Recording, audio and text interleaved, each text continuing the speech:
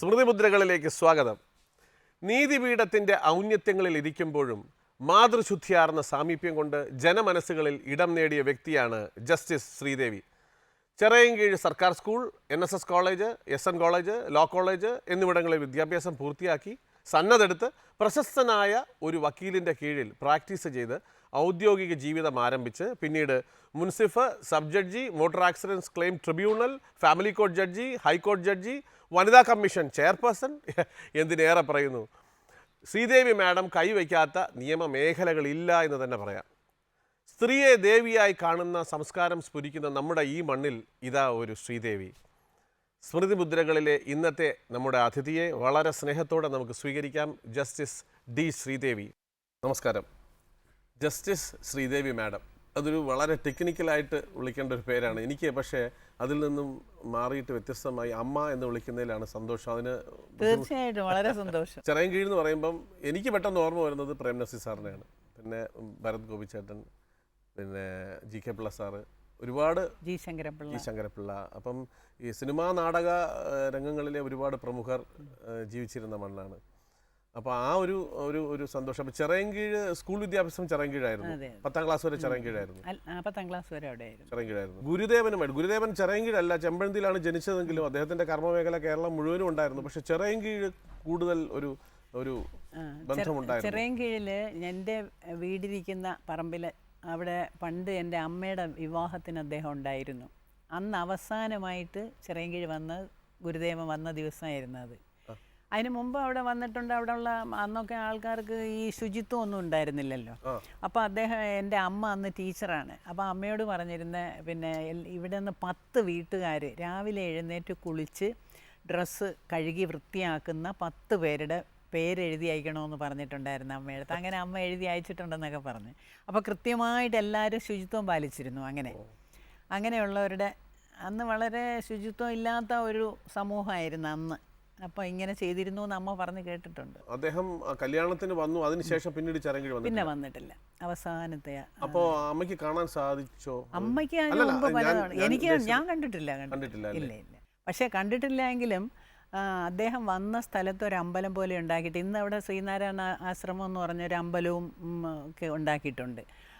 ഞങ്ങളുടെ പ്രോപ്പർട്ടിയുടെ ഏറ്റവും കിഴക്കേ അറ്റത്തുള്ള ഏറ്റവും പൊക്കത്തിലുള്ള സ്ഥലത്താണ്. എൻ്റെ വീട് തന്നെ ഒരു 22 പടി മേലെയാണ് റോഡിൽ നിന്ന്. അപ്പോൾ അതിലും പൊക്കത്തിലാണ് ഈ അമ്പലം ഇരിക്കുന്ന സ്ഥലം, സ്വാമി വന്ന സ്ഥലം. അപ്പോൾ അവിടെ ഒരുപാട് മരങ്ങളൊക്കെ ഉണ്ടായിരുന്നു. അപ്പം ഞാൻ ചെറുതായിരുന്ന സമയത്ത് ആ മരത്തിൻ്റെ കശുമാവ് ധാരാളം ഉണ്ടായിരുന്നു. കശുമാവിൻ്റെ കൊമ്പിൽ കയറി ഇരുന്നാണ് ഞാൻ ഒച്ചത്തിൽ വായിച്ച് പഠിക്കുന്നതൊക്കെ. കാരണം കാണാപ്പാടം പഠിക്കാൻ ഞാൻ മിടുക്കിയായിരുന്നു. അപ്പോൾ ഒരു ഒച്ചത്തിൽ അങ്ങ് വായിക്കും. അപ്പോൾ എൻ്റെ വായന കേട്ടിട്ടാണ് തൊട്ടടുത്തുള്ള വീട്ടുകാരൊക്കെ പറയുന്നത്, ആ കുട്ടി പഠിക്കുന്നത് എല്ലാം ഉറക്കം ഒഴിക്കുമെന്ന് പറഞ്ഞ് ഉറക്കം ഒഴിപ്പിക്കുന്ന എൻ്റെ ശബ്ദം കേട്ടിട്ടാണ്. അങ്ങനെയുള്ള ആൾക്കാരെ എനിക്ക് പണ്ട് വലിയ ദേഷ്യമാണ്. കാര്യം ഇതുപോലെ എൻ്റെ വീടിൻ്റെ അടുത്തുള്ള എൻ്റെ കൂടെ പഠിക്കുന്ന വാസുദേവൻ ഒച്ചത്തിൽ വായിച്ചിട്ട് എൻ്റെ വീട്ടിൽ എപ്പോഴും വഴക്കുറയുണ്ട്. കണ്ടില്ലേ അവരൊക്കെ പഠിക്കുന്നത്, നിനക്കൊക്കെ പഠിച്ചൂടെ ചോദിച്ചിട്ട് ഒരുപാട് തെറിവിളി കേട്ടിട്ടുണ്ട്. ഒരുപക്ഷെ എനിക്ക് തോന്നുന്നു ആ ഒച്ചത്തിൽ വായിച്ചത് നമ്മുടെ വാക്കുകൾ സ്ഫുടമാക്കാൻ സാധിച്ചിട്ടുണ്ട്. അതെ, തീർച്ചയായിട്ടും. അത് പ്രസംഗത്തിനും എല്ലാം ഉപകരിച്ചു. ഈ ഗുരുദേവന്റെ ഒരു വളരെ സ്ട്രോങ് ഭക്തയാണ്. തീർച്ചയായും. അദ്ദേഹത്തിന്റെ ഇപ്പം ഞാനൊരു സിനിമ അഭിനയിച്ചു, അദ്ദേഹത്തിന്റെ ജീവിത കഥ വന്ന ഒരു സിനിമ ഞാൻ ഈ അടുത്ത കാലത്ത് വന്നിരുന്നു. അപ്പൊ അതിനകത്ത് ഞാൻ ഒരു വേഷം ചെയ്തു. പണ്ടും സിനിമ വന്നിട്ടുണ്ട്. കണ്ടിട്ടുണ്ട്? സിനിമ കാണാറില്ലേ? സിനിമ അധികം കാണാൻ പോകാറില്ല. പണ്ടും അങ്ങനെ അധികമായിട്ടൊന്നും പോകില്ല. സിനിമയിലൊന്നും വലിയ താല്പര്യമൊന്നുമില്ല. പിന്നെ ഈ റിട്ടയർ ചെയ്തതിന് ശേഷം നേരം പോകാൻ വേണ്ടി സിനിമ ഇരുന്ന് കാണാറുണ്ട് TV-ൽ. പിന്നെ എന്നെ ഗുരുദേവൻ വന്നത് വെച്ചാൽ ഗുരുദേവൻ്റെ ആ പിന്നെ വാക്കുകൾ, അതായത് ഈ ജാതിഭേദം, മതദ്വേഷം അദ്ദേഹത്തിൻ്റെ സ്വന്തം കൈപ്പടയിലാണ് അരുവിപ്പുറത്ത് എഴുതി വെച്ചത്.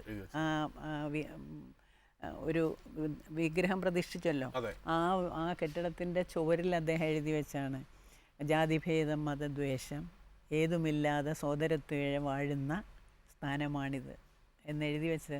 അത് യേശുദാസിൻ്റെ ആ പാട്ട്, അത് എന്തൊരു സുഖം അത് കേട്ടോണ്ടിരിക്കാൻ. ആ പാട്ട് വലിയ ഇഷ്ടമാണ്, ഭയങ്കര ഇഷ്ടമാണ് ആ പാട്ട്. അത് യേശുദാസ് പാടിയത്, അതെനിക്ക് വലിയ ഇഷ്ടമാണ്. അത് കേൾക്കണം. യേശുദാസ് ആദ്യമായിട്ട് പാടിയ പാട്ടാണ്. ആണോ? അതെ. അത് ശരി. ജാതിഭേദം മതദ്വേഷം ഏതുമില്ലാതെ സർവരും ജാതിഭേദം മതദ്വേഷം ഏതുമില്ലാതെ സർവരും സോദരത്വേന വാഴുന്ന മാതൃകാ സ്ഥാനമാണിത്.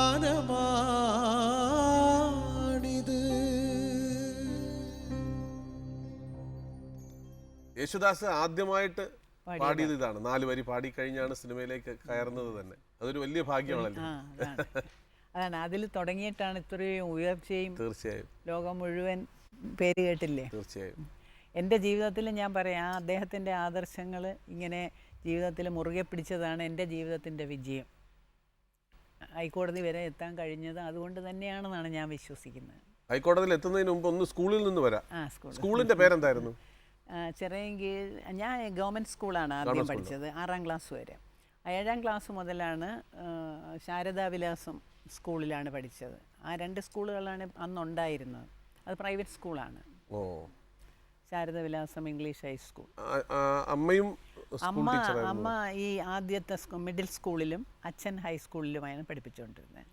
അച്ഛൻ രണ്ടും ഒരു മതിലുകൊണ്ട് വേർതിരിച്ച 2 ബിൽഡിങ്സ് ആണ്. ഗവൺമെന്റ് സ്കൂളും പ്രൈവറ്റ് സ്കൂളും. നസീർ സാർ പഠിച്ചിരുന്ന കാലഘട്ടം. നസീർ സാർ എൻ്റെ മൂത്ത ബ്രദറിന്റെ കൂടെയാണ് പഠിച്ചതല്ലേ? അച്ഛൻ പഠിപ്പിച്ചിട്ടുണ്ട്. അച്ഛൻ പഠിപ്പിച്ചിട്ടുണ്ട്. അച്ഛനെ പറ്റി ഒരിക്കൽ എഴുതിയിട്ടുണ്ട്, അവൻ്റെ മറക്കാനാവാത്ത അധ്യാപകൻ നസീർ എഴുതി. അല്ല, സ്കൂളിലെ ആ കാര്യങ്ങൾ, സ്കൂളിലോട്ട് പോകുന്നതും വരുന്നതും, അതിന്റെ എന്തെങ്കിലും മറക്കാനാവാത്ത ഓർമ്മകൾ എന്തൊക്കെയാണ്? ഞങ്ങൾ 9 മക്കളാണ്. അതിൽ എൻ്റെ നേരെ മൂത്ത ആളിനും എന്നേക്കാൾ 9 വയസ്സ് പ്രായം കൂടുതലുണ്ട്. പിന്നെ എൻ്റെ മൂത്ത 3 പേരുണ്ട്, അവർ എന്നേക്കാളും പ്രായം കൂടുതലുള്ളതാണ്. അപ്പോൾ അവരെല്ലാം കോളേജുകളിലൊക്കെ പഠിക്കുകയാണ്. അപ്പം ഞാനും എൻ്റെ അനിയത്തിമാരും ഞങ്ങൾ 5 പേരാണ്. അപ്പം ഞങ്ങളെല്ലാവരും വീട്ടിൽ ഒരുപാട് പാടങ്ങൾ, അച്ഛനൊരുപാട് പാടങ്ങളുണ്ടായിരുന്നു. അപ്പോൾ കന്നുകാലികൾ, പിന്നെ വൈക്കോല്, കൊയ്ത്ത്, പിന്നെ അങ്ങനെയൊക്കെ ഒരുപാട് പണികളുണ്ട് വീട്ടിൽ. അപ്പോൾ എൻ്റെ അമ്മ വെളുപ്പിന് എന്നെ ഒരു 4 മണി 4:30 ആകുമ്പോൾ അമ്മ അടുക്കളയിലേക്ക് കയറും. അച്ഛൻ 4 മണിയാകുമ്പോൾ ഞങ്ങളെല്ലാത്തിനെയും വിളിക്കും. ഞങ്ങൾ കേട്ടില്ല എന്ന് പറഞ്ഞ് ഇങ്ങനെ അങ്ങ് കിടക്കും. കുറേ പിന്നെ സഹി കെടും, പേര് വിളിക്കണം. സഹി കെടുമ്പോൾ അങ്ങോട്ട് എഴുന്നേറ്റാലെന്താ ശരിക്കും ഉറക്കം ഉണ്ടാവും. അപ്പോൾ അങ്ങോട്ട് പഠിപ്പിക്കാൻ തുടങ്ങി. ഇംഗ്ലീഷും കണക്കുമാണ് അച്ഛൻ്റെ സബ്ജക്റ്റ്. അങ്ങോട്ട് പഠിപ്പിക്കാൻ തുടങ്ങി. കണക്ക് ഞാൻ വളരെ മോശക്കാരിയാണ് കണക്കിന്. അരിത്മെറ്റിക് എന്ന് പറഞ്ഞാൽ 15 മാർക്കിൽ കൂടുതൽ ഞാൻ വാങ്ങിച്ചിട്ടില്ല. പക്ഷേ അതേസമയം മറ്റ് ജോമെട്രി അതിനൊക്കെ ഫുൾ മാർക്ക് വാങ്ങിക്കുമായിരുന്നു. അപ്പോൾ ഈ എത്ര വിചാരിച്ചാലും എന്നെ 15 മാർക്ക് കൂടുതൽ വാങ്ങിക്കാൻ പറ്റില്ല. ചോദിച്ചോട്ടെ, ഈ കണക്കിൽ വളരെ മോശമായിരുന്നു പറഞ്ഞു. പിൽക്കാലത്ത് ജഡ്ജിയായിരുന്ന സമയത്ത് കണക്കുകൂട്ടലുകളും തെറ്റിയിട്ടില്ലല്ലോ. വലിയ കണക്കിന്റെ ആവശ്യമില്ല. അല്ല, കണക്കുകൂട്ടലുകൾ തെറ്റിയിട്ടില്ലല്ലോ. അതൊന്നും തെറ്റിയിട്ടില്ല. അത് മതി, ഇനി പഴയതിലേക്ക് പോകാം. അപ്പോൾ അങ്ങനെ പിന്നെ വെളുപ്പിന് എഴുന്നേറ്റിരുന്ന് ഞങ്ങളെല്ലാം പഠിപ്പിക്കും. 6 മണി വരെ പഠിപ്പിക്കും. അപ്പോൾ പഠിപ്പിക്കുന്ന സമയത്ത് എന്താ വെച്ചാൽ ഒരു ചോദ്യം ചോദിക്കാൻ, മനസ്സിലായോ എന്ന് കാര്യം എക്സ്പ്ലെയിൻ ചെയ്ത് തരും. മനസ്സിലായോ എന്ന് ചോദിക്കും. മനസ്സിലായി എന്ന് വെറുതെ പറയുന്നതാണ്. അപ്പോൾ അടുത്ത ചോദ്യം ചോദിക്കുമ്പോൾ കണക്ക് ചെയ്യാൻ പറയുമ്പോൾ ഞാൻ തെറ്റിക്കുന്നതുകൊണ്ട് അടി വീഴും. അപ്പോൾ അങ്ങനെ കുറേ അടിയും അച്ഛൻ്റെ നിന്ന് കിട്ടിയിട്ടുണ്ട്. പിന്നെ എൻ്റെ വീട്ടിൽ എല്ലാവരും കണക്ക്, ബാക്കി 8 പേരും കണക്കിന് എടുക്കരാ. ഞാൻ മാത്രമാണ് കണക്കിന് മോശക്കാരി. പിന്നെ എല്ലാവർക്കും നിറമുള്ള ആൾക്കാരാ, ഞാൻ മാത്രം കറമ്പി. ഞാൻ മെലിഞ്ഞ് ജീവനില്ലാത്ത പോലെ ആയിരുന്നു. പണ്ട് എന്നോട് എല്ലാവരും പറയും വല്ലതും കൂടെ ആഹാരം കഴിക്കുക കുട്ടി. വെളുത്തില്ല, ഇനി വെളുത്തിട്ടുണ്ട്. ഇത് കറുത്ത നിറമെന്ന് പറയാൻ ഒരിക്കലും സാധിക്കില്ല. പക്ഷേ എനിക്ക് അന്ത അപകർഷതാബോധം ഉണ്ടായിരുന്നു. ഞാൻ മാത്രം കറുത്ത് ഇരിക്കുന്നു, മെലിഞ്ഞിരിക്കുന്നു, കണക്കിന് മോശക്കാരി, എല്ലാവരും കണക്കിനും എടുക്കാറ്. അങ്ങനെ എനിക്കൊരു അതാണ് എൻ്റെ ജീവിതത്തിൽ. എല്ലാവരും എന്നോട് പറയും കറുത്തിരുന്നാൽ എന്താ മിടുക്കിയല്ലേ എന്ന് പറയുമായിരുന്നു. ഞാൻ ഈ പറഞ്ഞു കേട്ടിട്ടുണ്ട്, ഈ കൃഷിയുമായിട്ട് ബന്ധപ്പെട്ട് ഞങ്ങൾക്ക് കുറേ കോമ്പൗണ്ട് 4-5 ഏക്കർ ഒന്നിച്ച് കിടക്കുകയായിരുന്നല്ലോ. അപ്പോൾ അതിൽ എൻ്റെ അച്ഛന് കൃഷിയിൽ ഭയങ്കര താല്പര്യമാണ്. ഞങ്ങളെ ഈ പഠിപ്പിക്കലൊക്കെ കഴിഞ്ഞ് ഞങ്ങളെ ഉറക്കമൊക്കെ കെടുത്തി പഠിപ്പിക്കും അച്ഛൻ. പഠിത്തമൊക്കെ കഴിഞ്ഞാൽ അച്ഛനൊരു മൺവട്ടി എടുത്തിട്ട് പറമ്പിലോട്ട് അങ്ങോട്ട് ഇറങ്ങും. അവിടെ ഇറങ്ങി മണ്ണിളക്കി, പിന്നെ കല്ല് വാരി മാറ്റി. ആ കല്ല് ഞങ്ങളോട് പറയും ചിലപ്പോൾ കല്ലെല്ലാം പറക്കി വെളിയിൽ കൊണ്ട് തട്ടാം. അതും ഞങ്ങൾ ചെയ്യണം. എന്നിട്ട് ഭംഗിയായിട്ട് കൃഷി ചെയ്ത് നല്ല മരച്ചീനി, വെണ്ട, വഴുതന, സകല പച്ചക്കറികളും അവിടെ ഉണ്ടാക്കും. അതുപോലെ തന്നെ ഞങ്ങൾക്ക് ഭക്ഷണം കഴിക്കുന്ന പ്രകൃതി ചികിത്സയാണ്. അതായത് ധാരാളം നെല്ലുണ്ടല്ലോ, പച്ച നെല്ല് തന്നെ പുഴുങ്ങാതെ കുത്തിയിട്ട് ആ തവിട് കളയാതെ 1 നാഴി വെള്ളയ്ക്ക് തന്നെ 1 നാഴി വെള്ളം ഒഴിക്കും. 1 നാഴി അരിക്ക് 1 നാഴി വെള്ളം ഒഴിച്ച് വറ്റിക്കും. വറ്റിച്ചിട്ട് അതാണ് ഞങ്ങൾ എത്രയോ വർഷങ്ങൾ കഴിച്ചത്. അപ്പോൾ അങ്ങനെ സ്കൂൾ വിദ്യാഭ്യാസം, കൃഷി, പശുക്കളുടെ കാര്യം നോക്കുക, പഠിക്കുക, പിന്നെ പാചകം ചെയ്യുക, ഇതെല്ലാം ചെയ്തിട്ടാണ് ഞങ്ങൾ പഠിച്ചത്. എല്ലാവരും നല്ല മാർക്ക് വാങ്ങി പാസ്സായി. കഴിഞ്ഞ് ഞാൻ കോളേജിൽ ചേർന്നു. കോളേജ് ഇവിടെ പെരുന്താന്തി NSS കോളേജിലാണ് ഞാൻ ചേർന്നത്. അവിടെ ചേർന്നപ്പോഴാണ് ഫസ്റ്റ് NCC ബാച്ച് തുടങ്ങുന്നത് ആ കൊല്ലത്തിലായിരുന്നു. അപ്പോൾ ഞാൻ NCC ചേർന്നു.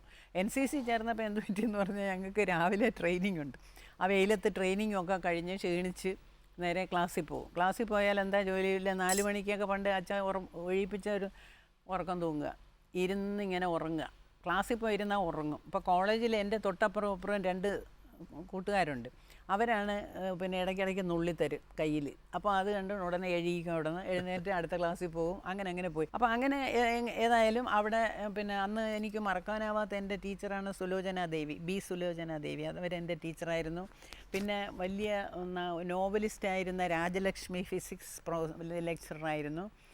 പിന്നെ ശാരദാമ്മ ടീച്ചറായിരുന്നു അന്ന് പ്രിൻസിപ്പൽ. അതായത് നമ്മളിപ്പോൾ അയ്യപ്പൻപിള്ള സാറിൻ്റെ 101 വയസ്സായ അയ്യപ്പൻപിള്ള സാറുണ്ടല്ലോ, അഡ്വക്കേറ്റ്, അദ്ദേഹത്തിൻ്റെ സഹോദരി. ഈ രാജലക്ഷ്മി എന്ന് പറയുന്നത് സൂയിസൈഡ് ചെയ്ത രാജലക്ഷ്മി. അവർ ഞങ്ങളെ ഫിസിക്സ് ലെക്ചറായിരുന്നു. മെലിഞ്ഞ് നീണ്ട് ഇങ്ങനെ ഇടതുവശത്തോട്ടാണ് സാരിയൊക്കെ ഇടുന്നത് രാജലക്ഷ്മി ടീച്ചർ. ടീച്ചർക്ക് ഒരു പ്രണയം ഉണ്ടായിരുന്നു എന്ന് പറയുന്നു. അറിയില്ല, എനിക്കറിഞ്ഞൂടാ. പിന്നീട് ഒരു ഫിലിം കണ്ടു അതിനെ സംബന്ധിച്ച്, മധുവായിട്ടൊരു ഫിലിം ഉണ്ടായിരുന്നു. അതിൽ നിന്നാണ് മനസ്സിലാക്കുന്ന ടീച്ചറിന് ഒരു പ്രണയം ഉണ്ടായിരുന്നു എന്നൊക്കെ പറഞ്ഞു.